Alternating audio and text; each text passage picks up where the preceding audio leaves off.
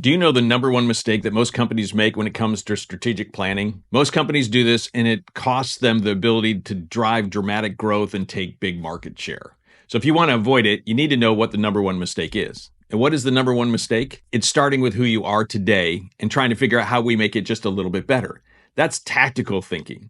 Strategy isn't about who you are. Strategy is about who you want to be in the future. And who you want to be may in fact not be who you are today. Classic example would be company Apple. If Apple thought like most companies, they would say in the 90s, hey, we're a computer company. Let's just keep making better computers. And if they did, they'd be about 1/12 their size. About 7 to 8% of the revenue comes from computers. Instead, they thought strategically, who do we want to be? And when they asked that question, they got into the music business and the iPod business. And then they got into the services business and they got into the wearables business. They got into the tablet business. And most importantly, what did they get into? They got into the iPhone business because they're in the phone business. Roughly 48 to 52% of the revenues comes from the phone. See, Apple is strategic because they don't look at who they are. They look at who they want to be.